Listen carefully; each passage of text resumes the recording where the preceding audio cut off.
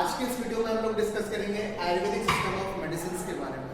तो आज के इस वीडियो में हम जानेंगे आयुर्वेदिक सिस्टम ऑफ मेडिसिन होता क्या है, बेसिक प्रिंसिपल्स क्या हैं उसके, किसने इसको डिस्कवर किया था और क्या इसके बेसिक प्रिंसिपल्स हैं, क्या इसका डायग्नोस है और क्या इसका ट्रीटमेंट है।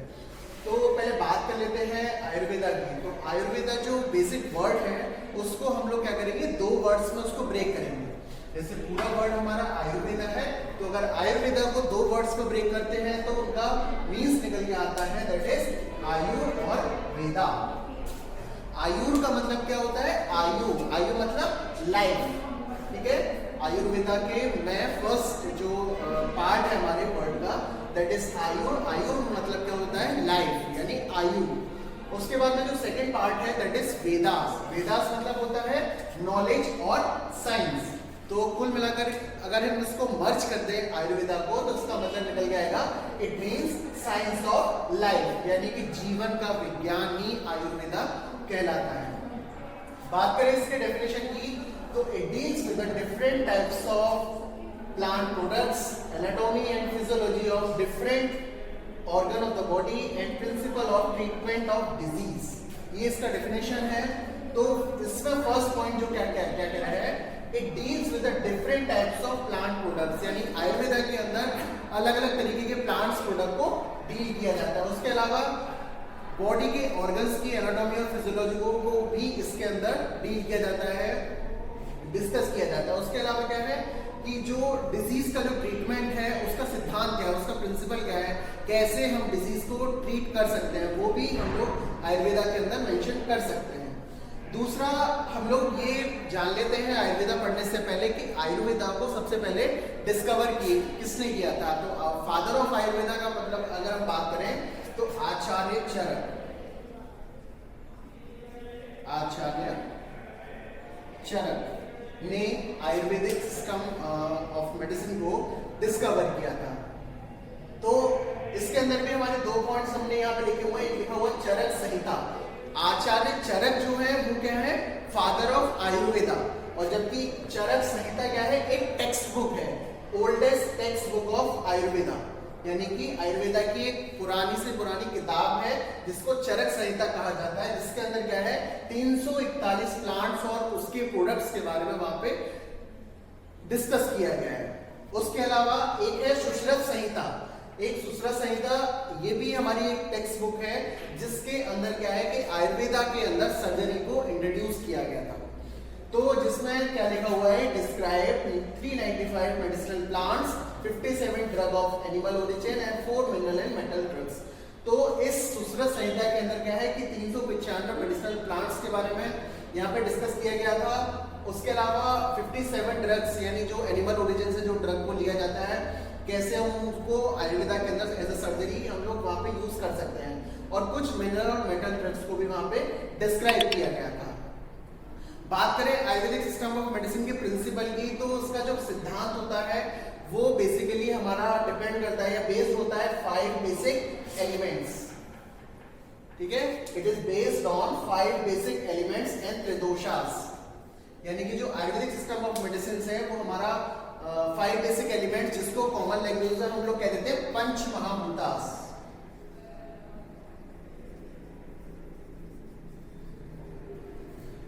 पंच महाभूतास भी इसको कह देते हैं। तो हम लोग ये कह सकते हैं कि हमारा जो पूरा यूनिवर्स है, यानी कि पूरी जो दुनिया है, वो हमारे बेसिक 5 एलिमेंट से मिलकर की बनी हुई है, जिनको हम लोग पंच महाभूतास के नाम से भी जानते हैं। और दूसरा इसका और होता है, एक होता है त्रिदोषा।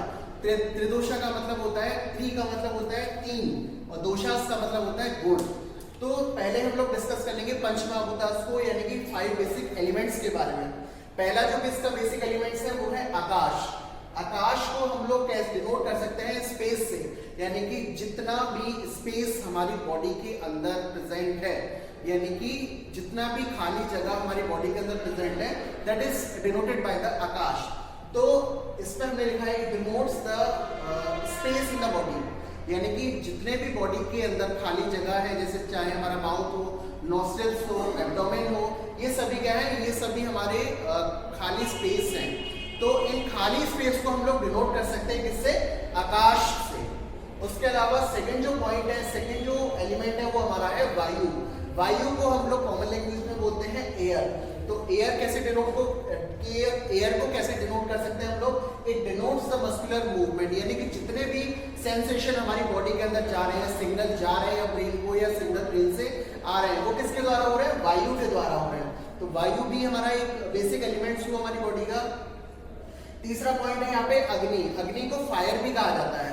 It denotes the functions of enzymes, यानी जितने भी बॉडी के अंदर हमारे के अंदर एंजाइम्स अपना काम कर रहे हैं, डाइजेशन है, मेटाबॉलिज्म है, ये सब किस बिहाफ पे काम कर रहे हैं? अग्नि के बिहाफ पे काम कर रहे हैं। उसके अलावा फोर्थ पॉइंट हमारा है जल। जल को हम लोग वाटर बोलते हैं। It denotes the body fluids, यानी बॉडी के अंदर जितना भी तरल पदार्थ है, चाहे हमारा ब्लड हो, साइनोवियल फ्लूइड हो या और अदर जितना भी फ्लूइड हो, जैसे साइटोप्लाज्म हो गया, तो ये सब हमारे किसको डिनोट करता है? ये सब पानी को डिनोट करता है। उसके अलावा फिफ्थ पॉइंट है पृथ्वी, जिसको हम लोग कॉमन लैंग्वेज में अर्थ भी बोलते हैं। ये क्या डिनोट करता है? बॉडी का स्ट्रक्चर, यानी कि बॉडी का स्ट्रक्चर, जैसे कि हमारा स्किन हो गया, उसके अलावा हमारी बॉडी का बोन्स हो गए, ये सब हमारे किसको डिनोट करते हैं? अर्थ को डिनोट करते हैं। तो इन पंच महाभूता से ही हमारी बॉडी बनी हुई है। उसके अलावा अगर हम बात करें कि अगर इन पंच महाभूतास को अपनी बॉडी में बैलेंस कर लिया जाए तो हमारी बॉडी के अंदर कोई भी डिजीज अकर नहीं हो सकती। अगर वहीं दूसरी तरफ हम कहें कि इनमें से अगर एक भी एलिमेंट्स हमारे बॉडी के अंदर अगर डिस्टर्ब होता है तो इनकी डिस्टर्बेंस से ही हमारी बॉडी के अंदर डिजीज कॉज हो सकती है। वही पॉइंट मैंने लिखा है, all these are perfect balance in the body when they balance disturb. अब क्या है कि ये हमारी बॉडी के अंदर अगर परफेक्ट वे में बैलेंस है, दैट मींस हमारी बॉडी के अंदर कोई भी डिजीज नहीं है। वहीं हम लोग कहते हैं व्हेन बैलेंस डिस्टर्ब, अगर बॉडी के अंदर इन पंच महाभूताश का डिस्टरबेंस हो जाता है तो उसके इसमें क्या है? Unhealthy condition is develop. उसके बाद अनहेल्दी कंडीशन हमारी डेवलप हो जाती है। तो ये था हमारा पंच महाभूताश के बारे में। अब बात करते हैं इसके सेकंड पार्ट की, दैट इज त्रिदोषा।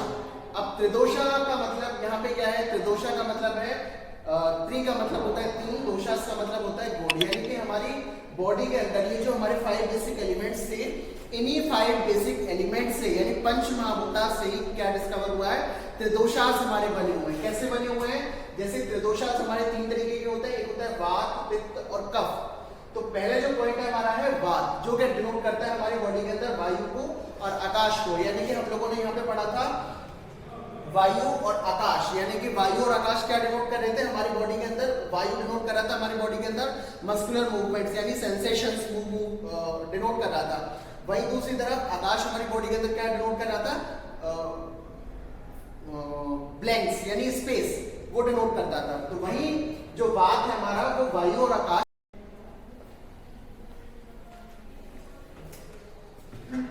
पंचमहाभूतास के बाद आता है हमारी बॉडी के अंदर त्रिदोषास। तो अभी हम लोगों ने डिस्कस किया था पंचमहाभूतास के बारे में। अब पंचमहाभूतास के बारे के बाद में हम लोग डिस्कस करेंगे त्रिदोषास के बारे में। त्रिदोषा बेसिकली अगर इसके वर्ड की पहले बात करें तो त्रिदोषा का मतलब होता है, त्रि का मतलब होता है 3 और दोषास का मतलब होता है दोष यानी गुण। तो इसमें पहला पॉइंट हमारा है वात। तो वात जो है, वात पॉइंट जो है वो क्या कह रहा है? वायु और आकाश, वायु और आकाश से मिलकर के बना हुआ है हमारा वात। तो बॉडी के अंदर वायु और आकाश क्या डिनोट कर रहा है? पहला पॉइंट हमारा है वायु, it denotes the muscular movement, यानी बॉडी के अंदर जितने भी मूवमेंट हो रहे हैं वो किसके द्वारा हो रहे हैं? हमारी बॉडी के अंदर एयर के द्वारा हो पा रहे हैं। ठीक है। उसके अलावा आकाश, it denotes the space in the body, यानी बॉडी के अंदर जो भी स्पेस है उसको कौन डिनोट कर पा रहा है? आकाश। तो वही चीज यहाँ पे है कि वात किस से मिलकर के बना हुआ है? वायु और आकाश से मिलकर के बना हुआ है, जो बॉडी के अंदर क्या काम कर रहा है? रेस्पिरेशन का काम कर रहा है, सेंसेशन का, मोबिलिटी का, साइकोलॉजिकल कंडीशंस का। तो ये सारी चीजों को कंट्रोल कौन कर पा रहा है? वायु कंट्रोल, वात कंट्रोल कर पा रहा है। दूसरा है पित्त। पित्त किससे मिलकर के बना हुआ है? अग्नि और जल से मिलकर के बना हुआ है, जो बॉडी के अंदर क्या कर रहा है? डाइजेशन, मेटाबॉलिज्म और एनर्जी प्रोडक्शन, ये सब काम कौन कर रहा है? पित्त हमारा काम कर पा रहा है। उसके अलावा थर्ड पॉइंट है हमारा कफ। कफ किससे मिलकर के बना हुआ? पृथ्वी और जल से मिलकर के बना हुआ है, जो बॉडी के अंदर क्या काम कर रहा है? Formation of various preservative fluids, body के अंदर प्रिजर्वेटिव फ्लूइड्स का फॉर्मेशन हो पा रहा है कफ के द्वारा, जो कि म्यूकस और साइनोवियल फ्लूइड को बना रहा है। उसके अलावा स्टेबिलिटी को मेंटेन कर पा रहा है, लुब्रिकेशन प्रोवाइड कर पा रहा है और हीट का रेगुलेशन भी हमारी बॉडी के अंदर कफ के द्वारा ही हो पा रहा है। बात करें डायग्नोसिस की, तो कैसे हम लोग त्रिदोषास को या फिर बॉडी के अंदर डिजीज को कैसे हम लोग आइडेंटिफाई करेंगे। तो डिजीज को, कोई भी डिजीज को जानने के लिए, कोई भी डिजीज को पहचानने के लिए बॉडी के अंदर कुछ बेसिक से फिजिकल पैरामीटर्स हैं जिनको किया जाता है, जैसे नाड़ी हो गया यानी पल्स हो गया हमारा, टंग हो गया हमारा, स्किन हो गई, फिजिकल फीचर्स हो गए, स्टूल हो गया, यूरिन हो गया। इन सारी चीजों को एग्जामिन करने के बाद ही हम लोग ये पता लगाते हैं कि बॉडी के अंदर कौन सा डिजीज या कहाँ पे कौन सा एलिमेंट्स हमारा इम्बैलेंस हुआ है और उन्हीं इम्बैलेंस को हमें क्या करना है, रिस्टोर करना है। हमें बॉडी के अंदर कुछ नहीं करना है, हमें बॉडी के अंदर बस इतनी चीजों को मेंटेन करके रखना है, वात, पित्त और कफ को। अगर वात, पित्त, कफ बॉडी के अंदर रेगुलेट हो गया, इम्बैलेंस हो गए, तो उन्हीं के इम्बैलेंस से ही बॉडी के अंदर डिजीज अकर हो जाता है। वहीं बात करें इसके ट्रीटमेंट की, तो ट्रीटमेंट में हम लोग क्या करेंगे, to restore and balance of tridoshas with proper diet and drug. तो हमें क्या करना है कि बॉडी के अंदर त्रिदोषास को ही रेगुलेट करना है, स्टोर करना है, रीस्टोर करना है। और त्रिदोषास हमारी बॉडी के अंदर अगर रीस्टोर हो गए, दैट मींस कि हमारी बॉडी के अंदर कोई भी डिजीज अकर नहीं है। एक पॉइंट मैंने यहाँ पे लास्ट में लिखा था, all these are perfect balance in the body when balance disturb unhealthy condition develop.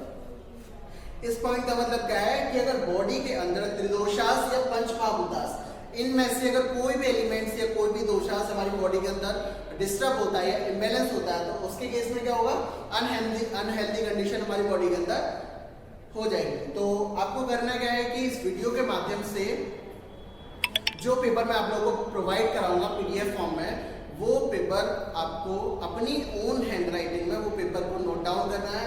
आप उस पेपर को लिखने के लिए इस वीडियो की मदद भी ले सकते हैं और वो पेपर फिर आपको नेक्स्ट डे आपको मुझे रिवर्ट करना है, जिससे क्या होगा कि आपको ये टॉपिक क्लियर हो जाएगा और एग्जाम पॉइंट ऑफ व्यू से कि आपकी तैयारी भी हो जाएगी। एग्जाम पॉइंट ऑफ व्यू से ये टॉपिक जो है बहुत इंपॉर्टेंट है, 100 इन 1% ये टॉपिक एग्जाम में आना ही आना है। Thank you.